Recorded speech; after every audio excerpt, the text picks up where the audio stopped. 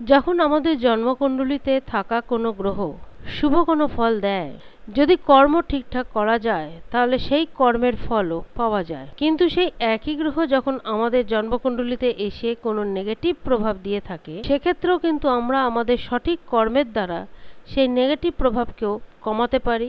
নমস্কার বন্ধুরা, আজকের এই ভিডিওটা একটু অন্য ধরনের। এখানে কোনো রাশিফল সম্পর্কে বলবো না। আজ আমি বলবো এই 2025 মে মাসের 18 তারিখ অর্থাৎ 18 মে রাহু ও কেতু একটা বিরাট পরিবর্তন হতে চলেছে, অর্থাৎ রাহু কেতু তার রাশি পরিবর্তন করতে চলেছে এবং এই রাশি পরিবর্তনের কি প্রভাব পড়বে কুম্ভ রাশির উপর, সেই নিয়ে আজকের এই ভিডিওটি। নবগ্রহে মূলত এই গ্রহের কোনো অস্তিত্ব নেই।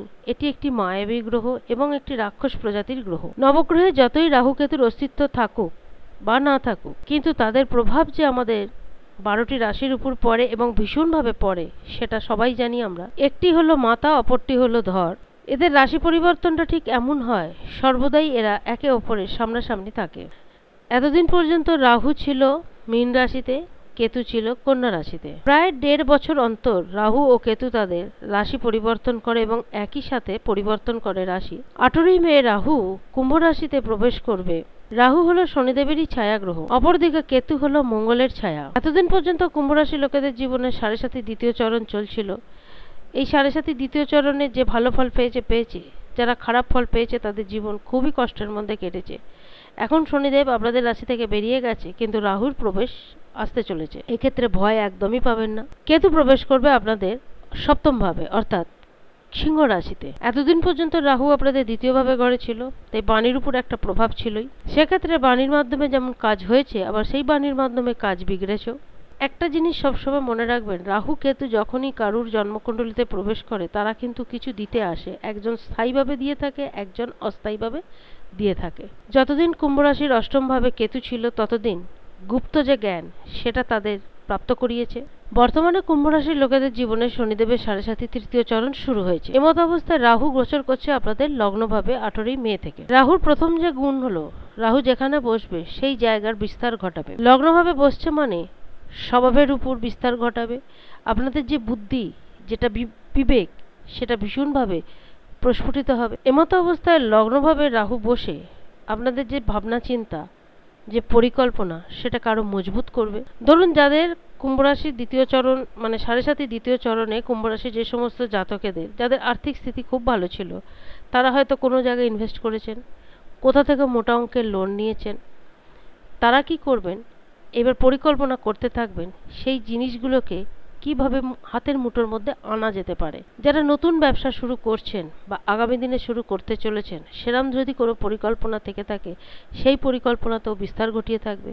কুম্ভ রাশির যে সমস্ত জাতকেরা কমিউনিকেশন ফিল্ডের সঙ্গে যুক্ত রয়েছেন, তাদের এই সময় সেখান থেকে ভীষণ ভালো ফল আসবে। এই সময় কুম্ভ রাশির লোকেরা এমন জায়গায় গিয়ে কাজ করতে চাইবেন যেখানে অন্যরা আপনাকে মান সম্মান দিয়ে থাকবে, আপনাদের কথাকে মান্যতা দেবে। এটা গেল রাহুর পাটটা। এবার আসবো কেতুর পাট। কেতু আপনাদের সপ্তম ভাবে গোচর করছে। সপ্তম ভাব হলো পার্টনারশিপের ঘর, জীবন সঙ্গিনীর ঘর। যারা পার্টনারশিপে ব্যবসা করতে চাইছেন, করেছেন, আবার নতুন কোনো ব্যবসায় যুক্ত হতে চাইছেন বা নতুন করে কোনো ব্যবসা শুরু করতে চাইছেন পার্টনারশিপে, তারা সেই দিক থেকে ভালো ফল পেতে পারেন। তাই ভয় পাবেন না, শুধুমাত্র নিজেদের কুণ্ডলিটাকে যাচাই করার চেষ্টা করুন। এখনো মে মাস আসতে অনেক দেরি। শুধু জানার চেষ্টা করুন জন্মকুণ্ডলিতে রাহু কেতুর পজিশনটা কী অবস্থায় রয়েছে। যদি খুব ভালো অবস্থায় থাকে তাহলে খুব ভালো ফল পাবেন, কিন্তু যদি রাহু কেতুর কোনো দশা চলে তাহলে কিন্তু সমস্যা বাড়তে পারে। সতর্ক হতে হবে বেশ কিছু ক্ষেত্রে। যেমন রাহু কিন্তু মনের মধ্যে অনেক ভ্রম উৎপত্তি করে থাকে। হয়তো এমন কোনো কাজ করছেন, সব ভাবনা চিন্তা করে নেবেছেন, হয়তো সেই কাজ ডিসিশনও ঠিকঠাক নিয়েছেন, পরক্ষণে মনে হতে পারে যে কাজটা হয়তো করা উচিত হয়নি বা এই ডিসিশনটা নেওয়া উচিত হয়নি। এক্ষেত্রে বাঁচারও রাস্তা আছে। যখনই কোনো ব্যাপার নিয়ে ভাবনা চিন্তা করবেন, কোনো ডিসিশন নেবেন, একটু সময় নিয়ে করার চেষ্টা করবেন। অনুভবী কোনো ব্যক্তির থেকে সেই ব্যাপারে পরামর্শ নেবার চেষ্টা করবেন। যদি রাহু মজবুত অবস্থায় থাকে তাহলে এই 7.5 তৃতীয় চরণে যতদিন রাহু আপনাদের লগ্নভাবে থাকবে, প্রায় 1.5 বছর, প্রচুর অর্থ উপার্জন করতে সক্ষম হবেন। যেমন কমিউনিকেশন লাইনে যারা রয়েছেন তারা ভীষণ উন্নতি করবেন, মিডিয়ার সঙ্গে যারা যুক্ত রয়েছেন তারা সেদিক থেকে ভীষণ উন্নতি করবেন। আর একটা দিকে সতর্ক হবেন, অর্থ উপার্জনের জন্য বা প্রচুর অর্থবান হবার জন্য কোনো শর্টকাট রাস্তা ধরবেন না। তৃতীয়ত, এমন কোনো কাজে জড়াবেন না যেখানে আইন আদালত হতে পারে, তাহলে কিন্তু ভীষণভাবে ফেঁসে যেতে পারেন। সেই সমস্ত জিনিস থেকে দূরে সরে থাকার চেষ্টা করবেন। যদি শেয়ার মার্কেট সম্পর্কে জ্ঞান থাকে খুব ভালো, হঠাৎ করে শেয়ার মার্কেটে প্রচুর অর্থ ঢালতে যাবেন না, তাহলে সেখানেও ফেঁসে যেতে পারেন। আর একটা দিকে সতর্ক হতে হবে, এটাতে গেল রাহুর পাঠ। কেতু সপ্তমভাবে গোচর করছে।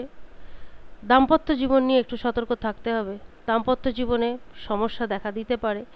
কোনো ব্যাপারে একে অপরকে ভুল বুঝতে পারেন, বা কোনো ব্যাপারে যদি একে অপরের মতামতকে গুরুত্ব না দেন, সম্মান না দেন, সেক্ষেত্রে প্রবলেম হতে পারে। যখন কোনো গ্রহ জন্মকুণ্ডলিতে প্রবেশ করে, যেভাবে প্রবেশ করে, সে পজিটিভ এবং নেগেটিভ দুটো প্রভাবই দিতে থাকে। শুধু যে পজিটিভটা গ্রহণ করব তা নয়, নেগেটিভটাকেও গ্রহণ করতে হয় উল্টো দিকে। আবার এটাও হতে পারে দাম্পত্য জীবনের উপর কেতুর প্রভাব খুব ভালো হতে পারে, সেক্ষেত্রে দুজনেই ধার্মিক প্রকৃতির হয়ে থাকতে পারেন, ধর্মকর্ম নিয়ে থাকতে ভালোবাসবেন। তাই সমস্তটাই নির্ভর করবে আপনাদের জন্মকুণ্ডলীর উপর এই দুটি গ্রহের উপস্থিতি কেমন ছিল তার উপর। এবার এদের যদি নেগেটিভ প্রভাব পড়ে থাকে সেক্ষেত্রে কি করবেন? উপায় করতে হবে। উপায় কি করবেন?